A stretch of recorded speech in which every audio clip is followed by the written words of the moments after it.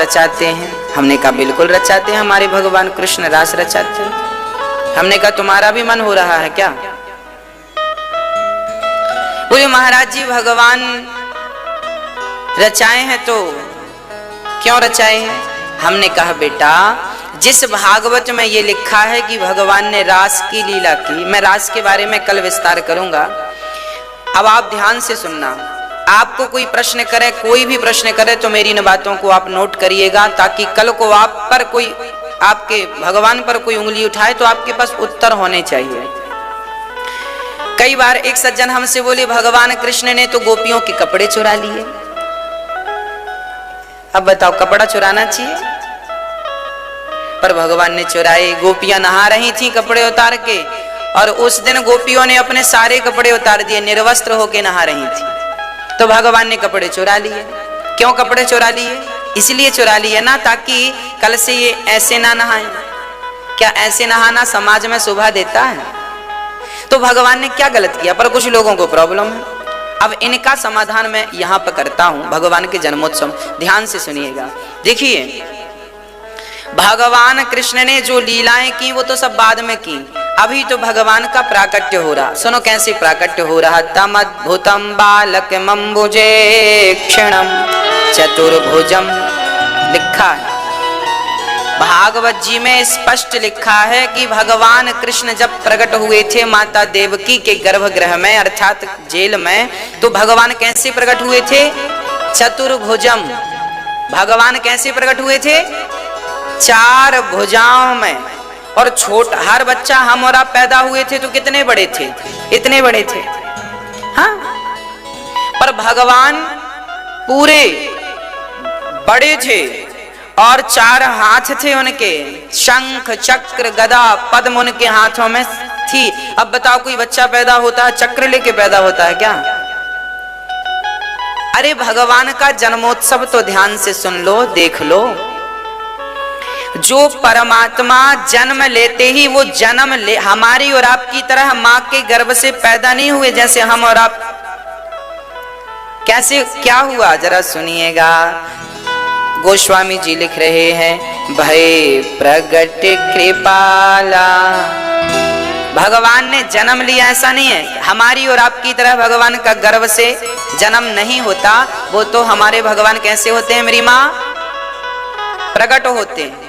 भय प्रगट कृपाला दीन दयाला कौशल्या हितकारी। तो भगवान प्रकट कैसे हुए? शंख चक्र गदा 4 रूपों में, 4 हाथों में, चतुर्भुज रूप में प्रकट हो गए भगवान। और अब बताओ ऐसा बालक आपने कभी देखा कि एक तो जन्म नहीं लेता प्रकट होता, और प्रकट होता है तो 4 हाथ का कोई बालक देखा आपने? पूरी दुनिया में 7 अरब लोग रहते हैं, एक भी 4 हाथ का हो तो बता दो। हाँ, तो जो भगवान जन्म लेते ही चतुर्भुज में हो, और फिर माता देवकी और पिता वसुदेव ने कहा प्रभु आप इस रूप में आएंगे तो यहाँ काम कैसे बनेगा?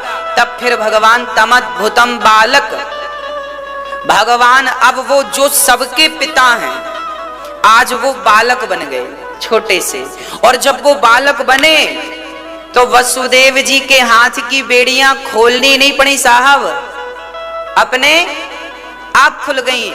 जेल के दरवाजे खोलने नहीं पड़े, जबकि जेल का ऐसा सारी चाबियां कंस के पास थी और बेड़ियां हथकड़ियां। ये प्राइमरी का स्टूडेंट,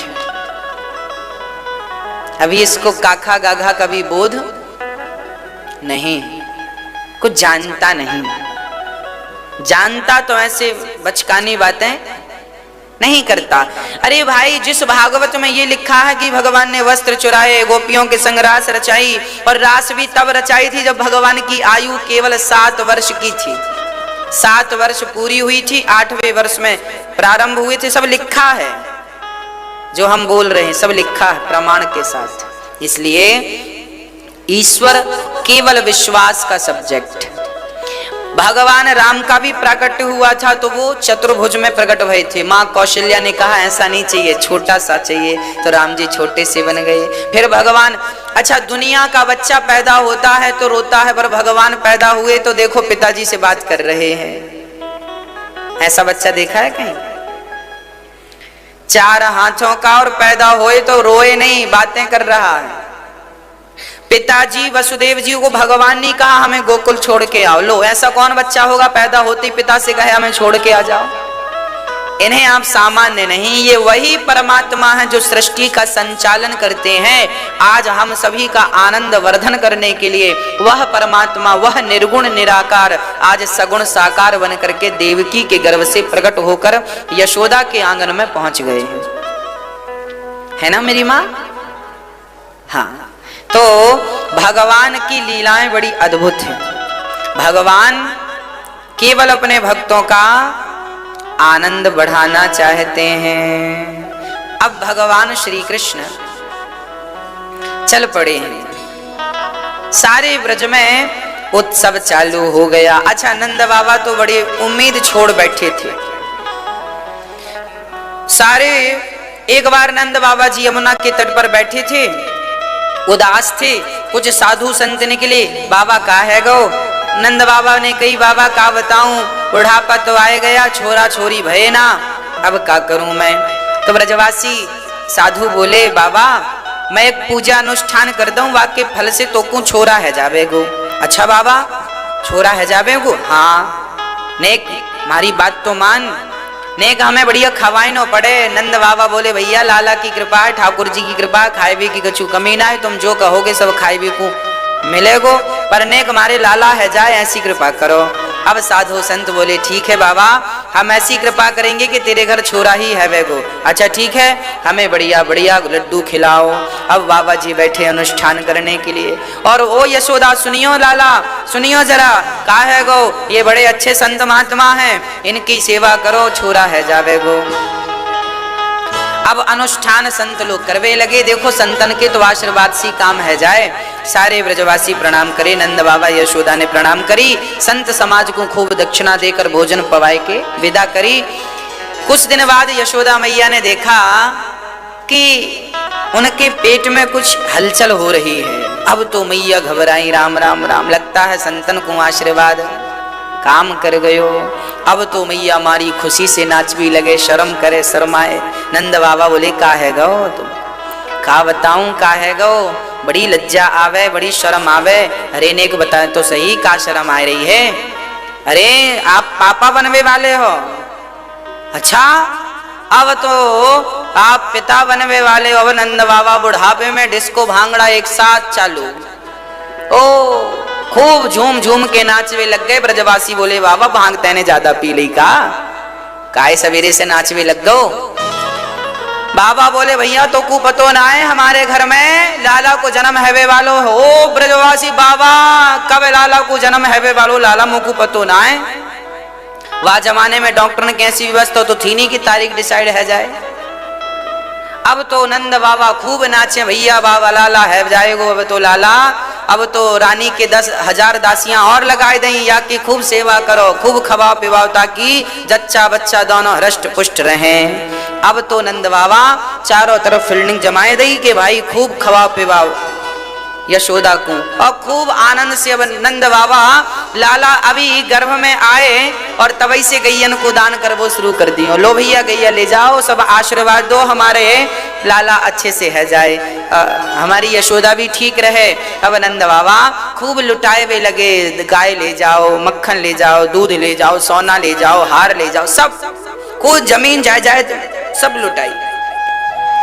अब देखते देखते देखते देखते अब यशोदा का वो समय निकट आ गया। अब नंद बाबा को नींद ना आए, लाला कब है जाए, लाला का बुढ़ापा आ गया। बुढ़ापे में ताने सुन सुन के परेशान थे, अब तो खुशी आ रही है। अब तो खूब आनंद से जब रात्रि के ठीक 12 बजे और वसुदेव जी महाराज भगवान को लेकर पहुंचे, तो वहां पर यशोदा ने भी एक कन्या को जन्म दिया था। वो जो गर्भ में आई ना, सचमुच यशोदा गर्भवती थी, पर उनके गर्भ से बेटा नहीं हुआ, उनके गर्भ से एक बेटी हुई।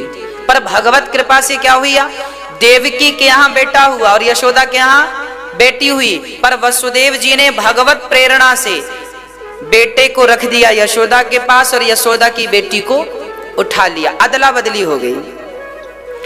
अब जैसे ही वसुदेव जी आए कन्हैया को छोड़कर देखो भगवान को लेकर चले थे तो बेड़ियों से खुल गए थे, जेल से बाहर हो गए, पर माधव को रखकर वो योग माया थी जो यशोदा माँ की बेटी, उस माया को लेकर जब आए तो अपने आप बंधन में, माया बंधन में बांधती है, जबकि माधव माया से बंधन से मुक्त करते हैं।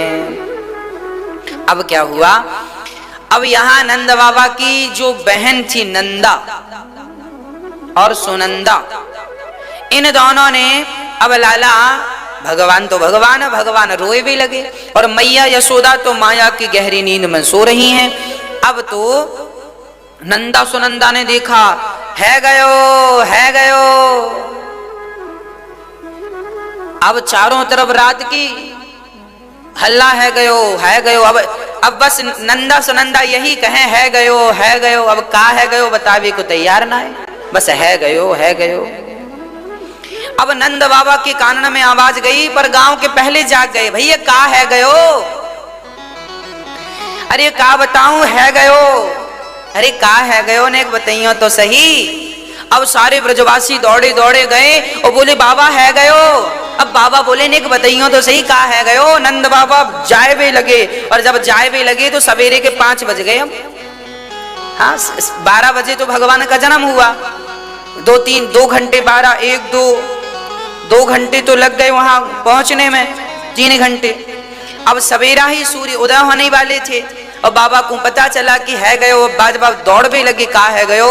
तो ब्रजवासियन ने कही बाबा सवेरे सवेरे ऐसे ना जा, पहले यमुना में स्नान तो कर ले।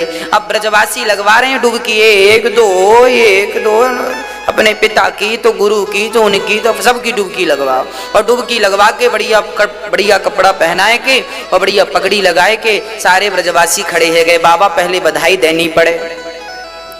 अरे ब्रजवासी वो, अरे बाबा बोले भैया मैं सब बधाई दूंगा, पहले पता तो चले का है गयो। बस आवाज चारों तरफ से आ रही है गयो, कुछ बतावे को तैयार नहीं कि का है गयो। बड़ी उत्सुकता है रे, का है गयो। अब ब्रजवासियों को सारा समझाए के नंद बाबा आगे गए, और तब तक यशोदा मुस्कुराती लाला को निहार रही हैं। अब ब्रजवासियन के बीच से नंद बाबा निकल के आए, यशोदा का है गयो। अब यशोदा मुस्कुराती हुई सकुचाती हुई बोली, आप खुद देख लो का है गयो।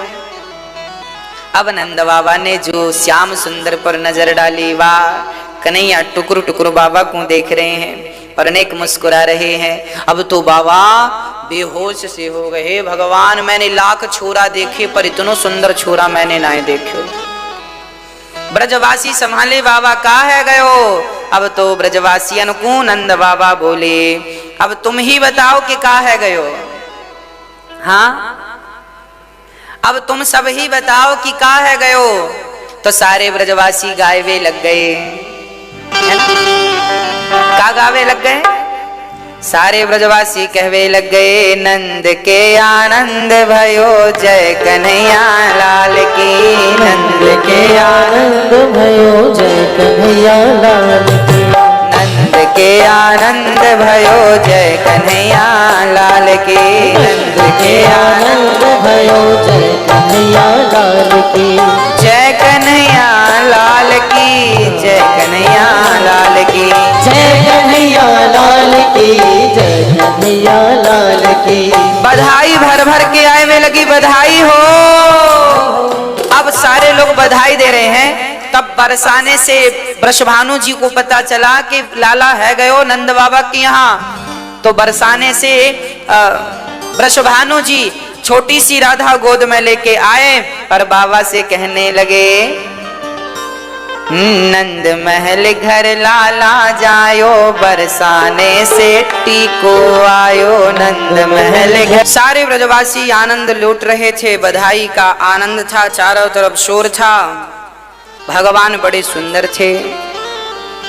अभी भगवान का जन्मोत्सव चल ही रहा था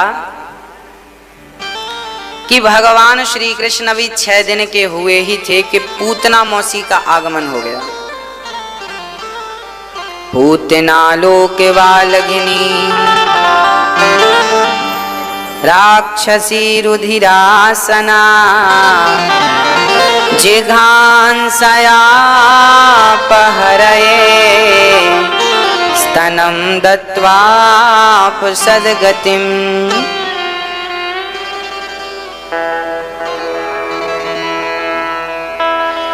आज भगवान ने देखा कि मौसी जी आ गई।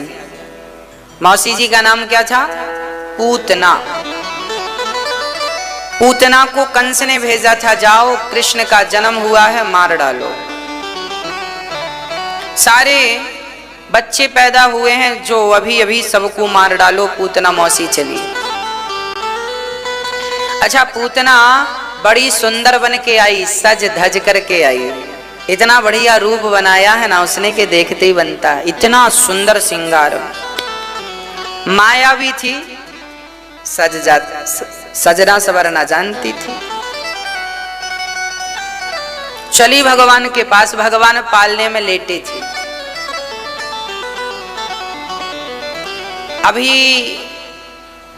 बरसाने से आए थे वृषभानु जी, तो जिस पालने पर श्याम सुंदर लेटे थे उसी पालने पर राधा जी लेटा दी। उसी पालने में लेट गई राधा। उस समय राधा जी की आयु 1 वर्ष की थी और राधा जी ने जन्म लिया, तब से आंख नहीं खोली। भगवान ने कहा क्यों नहीं खोला आपने?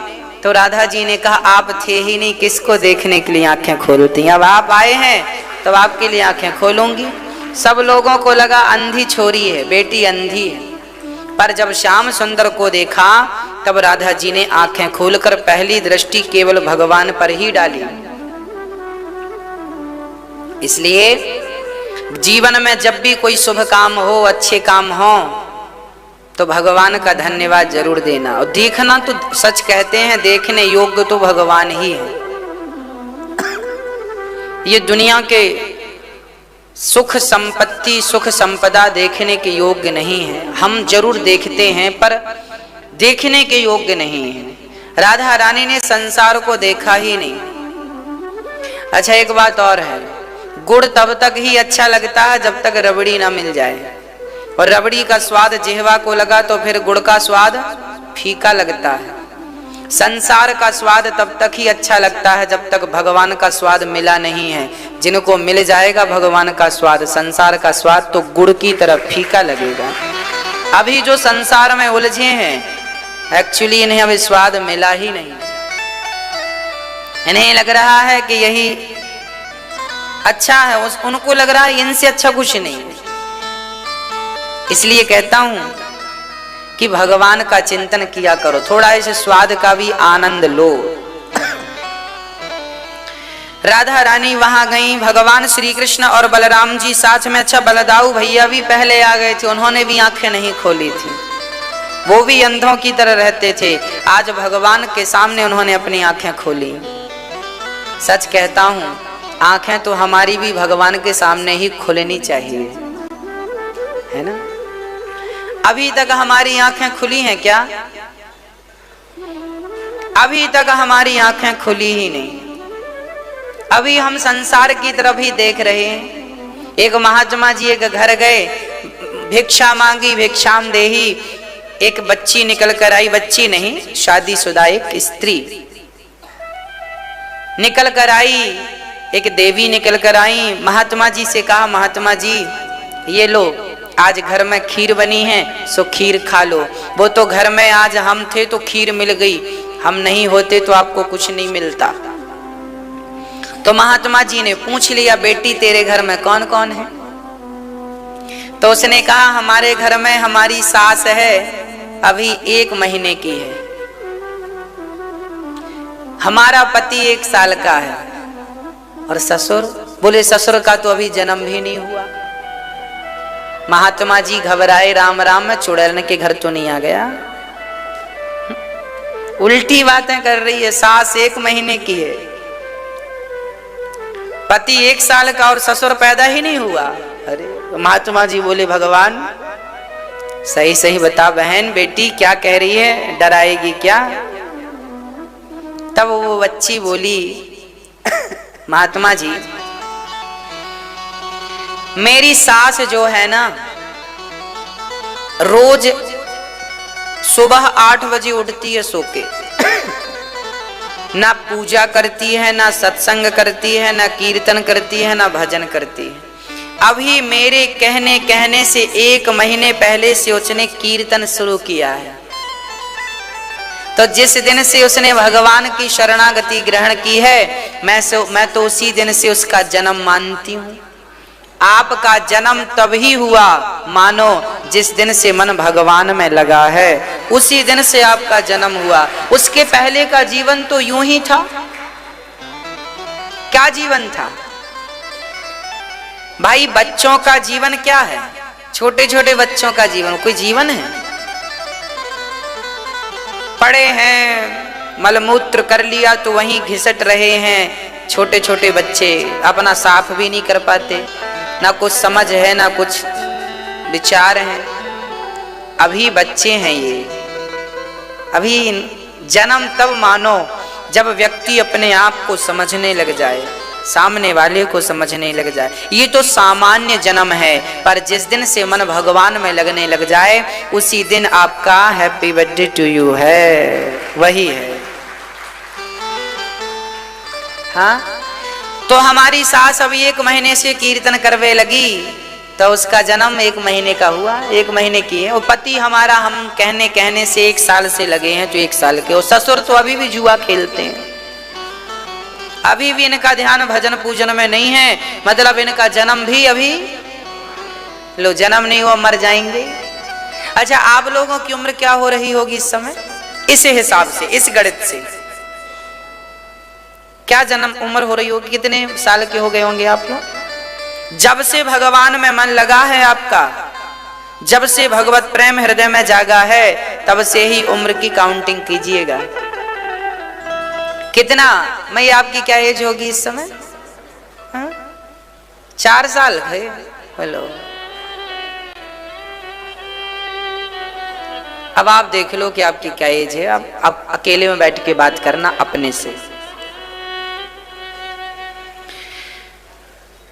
जानिए तवहीं जीव जब जागा,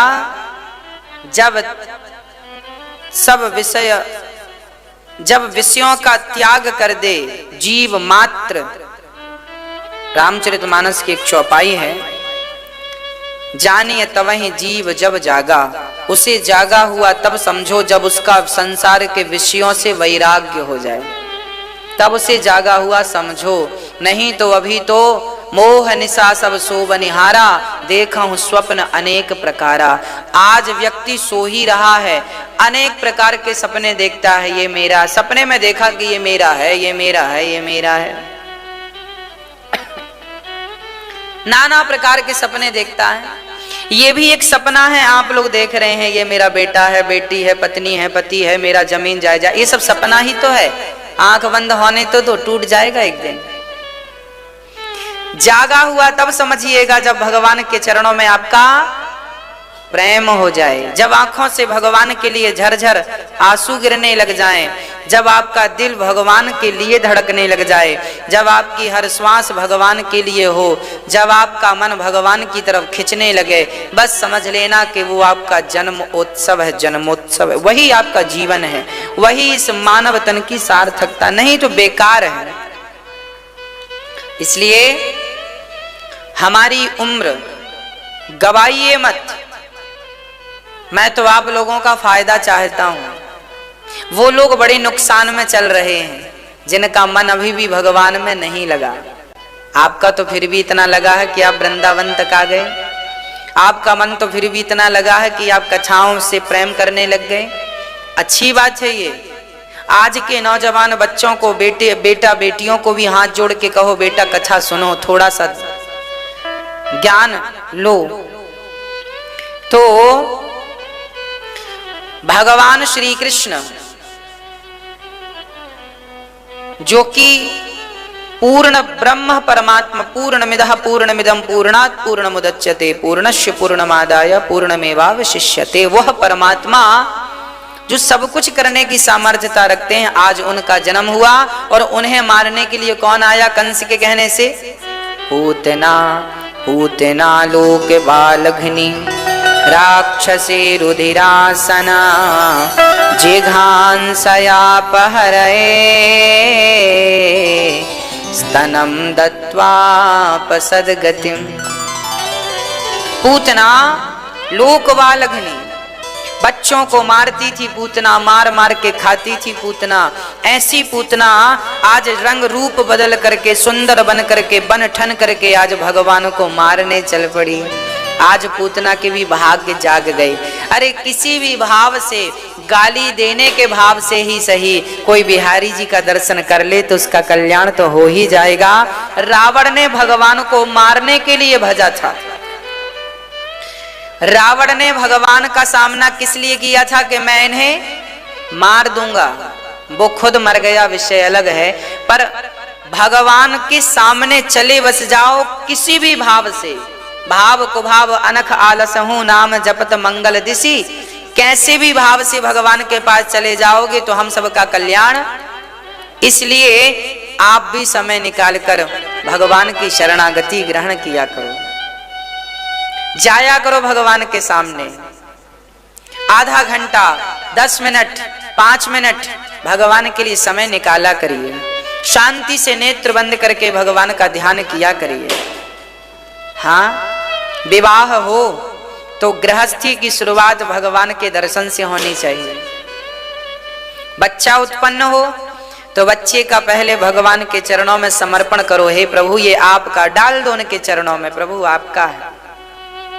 और भगवान का नित्य दर्शन करते रहो, उनके चरणों का, भगवान के चरणों का ही चिंतन करो, इसी से कल्याण है।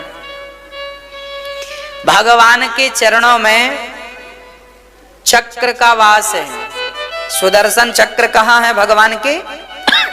सुदर्शन चक्र का वास कहाँ है? भगवान के चरणों में। जब चरणों का दर्शन करो तो भगवान के दाहिने पांव के अंगूठे पर चक्र का दर्शन कीजिएगा। उस चक्र का स्मरण करेंगे तो उस चक्र से जैसे बड़े बड़े दैत्य दानव मारे गए, उस चक्र से आपकी विषय और वासनाएं भी मारी जाएंगी। आपके अंदर जो विषय वासना है और जिन्हें आप मारना चाहते हैं, तो भगवान के चरणों के दाहिने अंगूठे के अंदर चक्र का ध्यान कीजिए, भाव बनाइए कि चक्र है। और वो चक्र जब ध्यान करेंगे तो आपके हृदय की बुराइयों को भी वो चक्र समाप्त करेगा। भगवान के पांव में शंख का वास है। भगवान के चरणों में किसका वास है? शंख का। जब भगवान के चरणों का ध्यान करेंगे तो शंख का, देखिए ये चक्र है, ये शंख है। हम ना रोज आपको शंख चक्र का दर्शन इसलिए कराते हैं ताकि इस शंख का दर्शन करते ही क्या होगा? प्रहलाद जी बिल्कुल अज्ञानी थे, ध्रुव जी बिल्कुल अज्ञानी थे। ध्रुव जी को भगवान ने उनके गालों पर शंख का क्या किया था? स्पर्श करा दिया था। तो शंख का स्पर्श करते ही बड़े ज्ञानवान हो गए थे। ये वही शंख है। भगवान के चरणों का चिंतन करें। जैसे कमल कीचड़ में रहता हुआ कीचड़ से परे है, ऐसे भगवान के चरणों में जब कमल का ध्यान करेंगे तो भगवान भी हमें संसार में रहते हुए भी भगवान हमें संसार में फंसने, अपनी माया में फंसने नहीं देंगे। वो सदा अपने में लगा के रखेंगे। ये कमल का दर्शन है। तो भगवान के चरणों का आप दर्शन किया करिए। भगवान के चरणों में ध्वजा भी है, झंडा।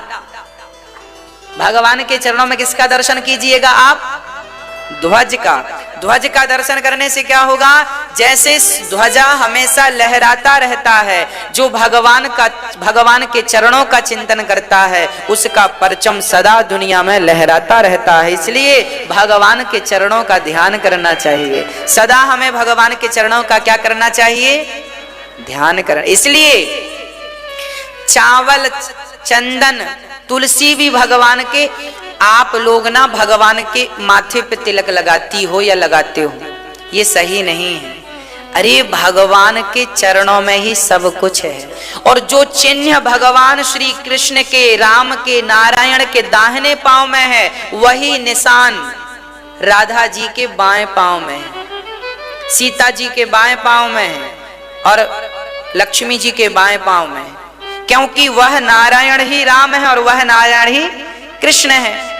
तो जब नारायण का दाहिना पांव में जो निशान है वह लक्ष्मी के बाएं पांव में, और जो लक्ष्मी जी के बाएं में है, दाहिने में है, वो भगवान के बाएं में है।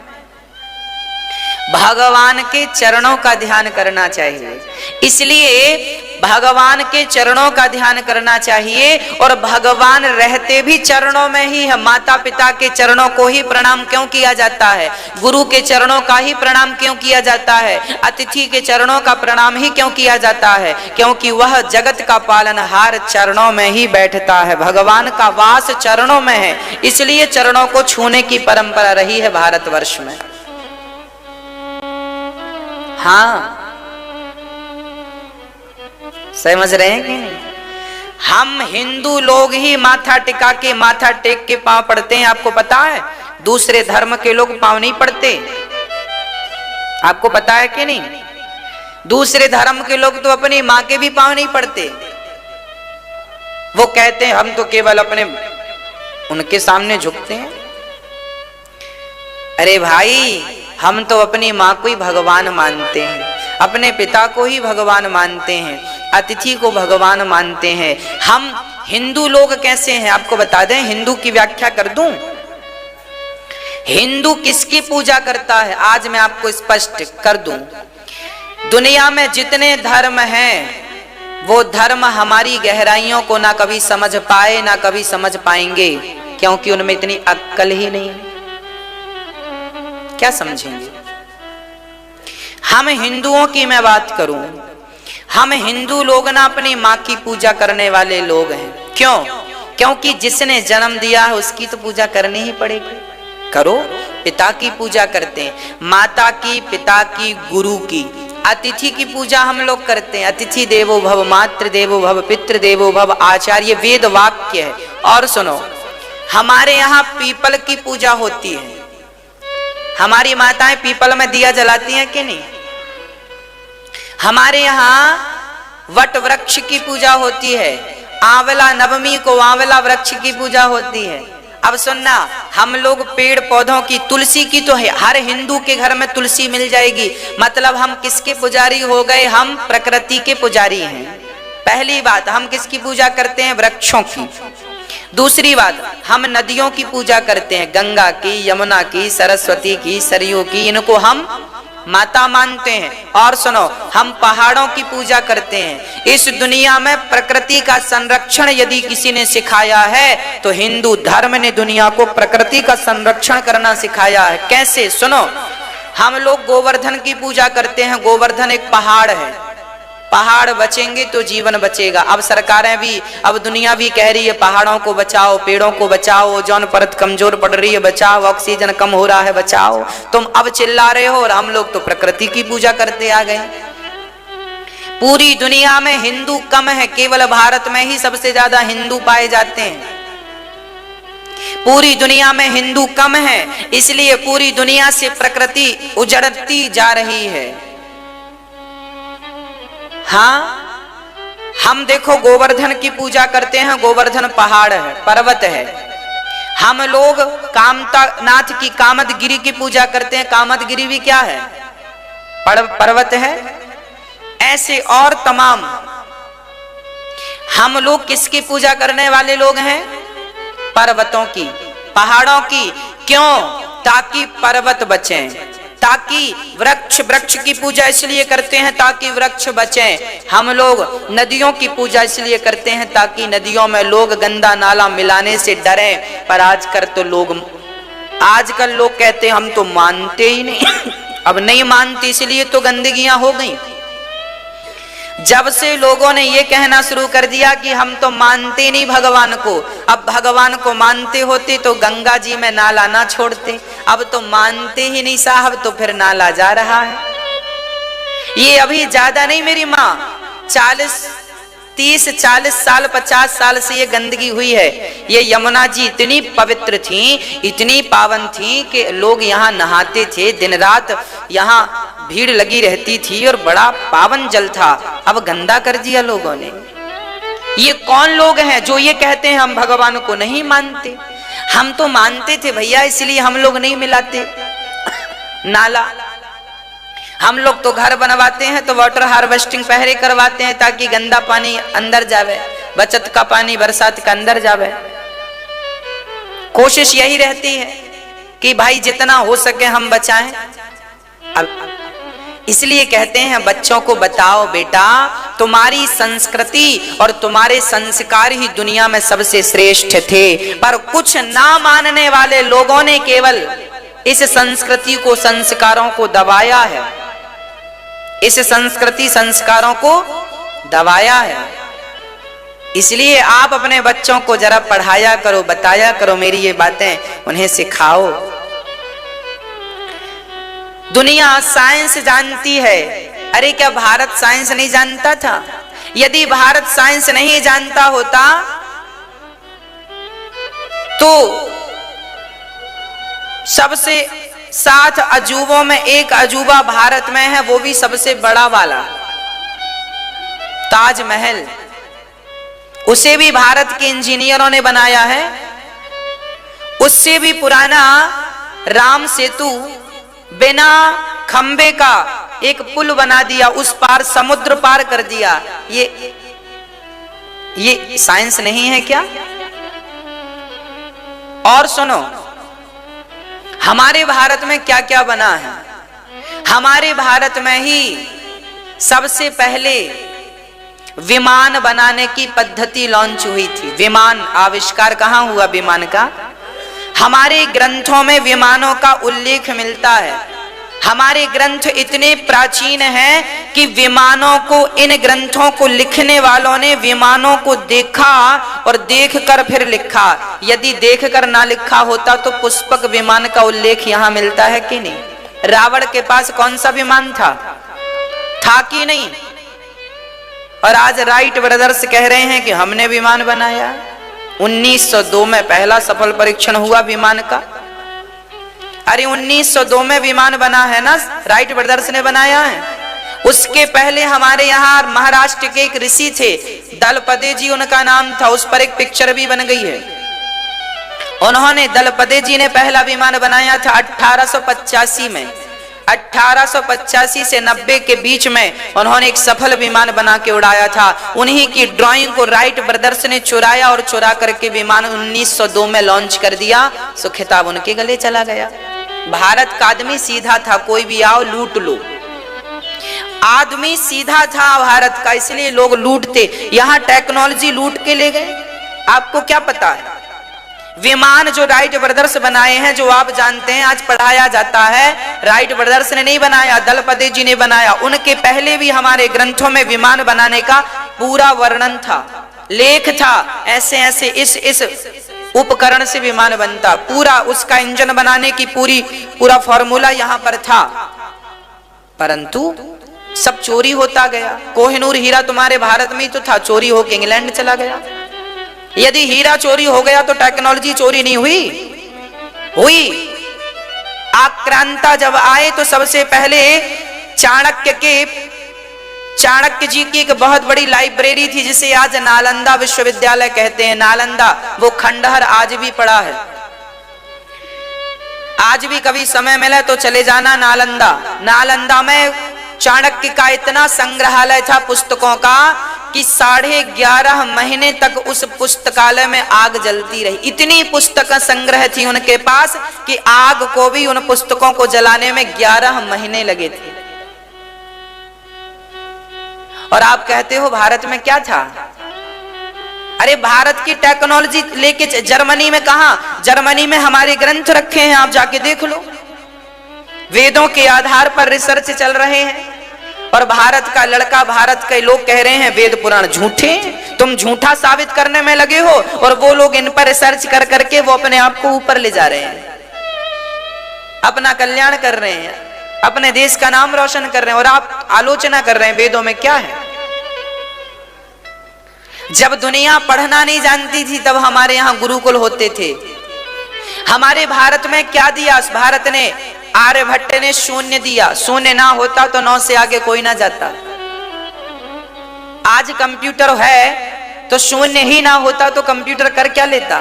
कहने का तात्पर्य यह है, आपने भारत को कम आंका है। चूंकि इसलिए कम आका है चूंकि आपके आज की युवा पीढ़ी भारत के बारे में जानती नहीं। उन्हें लगता है अमेरिका अच्छा है, जापान अच्छा है, इटली फलाना अच्छा। अरे भाई, ये सब हमारे देश की टेक्नोलॉजी पर काम कर रहे हैं। जो तुम्हारे देश से कभी चोरियां हो गई थी वो उस टेक्नोलॉजी पे काम चल रहा है। इसलिए अपने बच्चों को समझाओ। मेडिकल साइंस, कल मैंने बताया था कि माता देवकी का गर्भ कहां डाला गया, रोहिणी के गर्भ में। साइंस आज कर पाया है, यही हमारे यहाँ 5,500 साल पहले हो गया। घड़ी बनाने वाला 10-10 है, इसका नाम है 10-10, इसलिए घड़ी में 10:10 रहते हैं नई घड़ी में, क्योंकि घड़ी बनाने वाले का नाम ही 10-10 था। पर सच्चाई, घड़ी बनाने वाले ने उसको बना 10-10 का जन्म लगभग 500 साल पहले था, और हमारे यहाँ घड़ी का आविष्कार 1400 साल पहले हो गया था। कोणार्क मंदिर में प्राकृतिक घड़ी बनी रखी है, जाकर देख लो। 10 का जो नया नोट है उसमें उसका चित्र भी बना है। सूर्य की किरण से, परछाई से नाप करके आज भी बिल्कुल परफेक्ट समय बताता है वो चक्र, जो कोणार्क मंदिर में है, जो कोणार्क मंदिर उड़ीसा। तो टेक्नोलॉजी हमारे यहां भी थी भाई। आज के बच्चों को थोड़ा बताओ, समझाओ कि बेटा पढ़ने पर ध्यान दो, वेदों को भी पढ़ो, समझो। जब वेदों को पढ़ोगे तो आपको पता चलेगा, हाँ ये थ्योरी जिस पर तुम काम कर रहे हो ये हजारों साल पहले यहाँ लिखी मिलेगी। तुम आप किस थ्योरी पर काम कर रहे हैं बताओ, हम आपको बताएंगे। देखो ये मिला, यहाँ ये लिखा ऑलरेडी। अब इस पर काम कौन करे, ये समस्या है। प्रयोग कौन करे? प्रयोग करें तो फिर सफलताएं मिले। अब प्रयोग हम कर नहीं रहे हैं, अब जो कर रहे हैं उन्हें सफलताएं मिल रही हैं। जिन खोदा तिन पाइया, जो खोदेगा सो पाएगा। तो भगवान श्री कृष्ण के सामने पूतना मौसी आई रूप बदल के, और भगवान ने तो अपने नेत्रों को बंद कर लिया, आंखें बंद कर ली। भगवान कहते हैं हम पूतना को देखेंगे भी नहीं। क्यों नहीं देखेंगे आप? भगवान कहते हैं जिसका तन सुंदर है पर मन सुंदर नहीं है, ऐसा को हम देख के करेंगे क्या? आप बताओ, आपके सामने बहुत सुंदर व्यक्ति खड़ा हो, या स्त्री हो या पुरुष हो, सुंदर बहुत हो पर उसका मन बहुत गंदा हो, तो क्या आप ही उसे देखेंगे? बोलो। अरे देखा तो उन्हें जाता है जो भोले होते हैं, सरल और सहज होते हैं, जो चतुर होते हैं। चतुरों को भी देखा कम करो, चतुरों को भी देखा कम देखा करो। भगवान कहते हैं कि जिनका, देखिए पूतना सुंदर बन के आई है, बाहर से सुंदर है, अंदर से मुख में राम राम, बगल में छुरी, पेट में तो बिल्कुल गंदा भरा पड़ा है, विचार गंदे हैं। भगवान ने कहा इसको देखकर करेंगे क्या? भगवान को ना ऐसा व्यक्ति पसंद नहीं है जो ऊपर से कुछ और हो और भीतर से कुछ और हो। भगवान कहते हैं जैसे बाहर हो वैसे ही अंदर से रहो। जब बाहर भीतर एक हो जाओगे तो फिर भगवान भी हृदय में प्रवेश कर जाएंगे। जब तक आप, इसी को कहते हैं दोगलापन। दोगला जान समझते कि नहीं आप लोग? इसी को कहते हैं दोगलापन, अंदर कुछ और, इसी को कपट भी कहते हैं।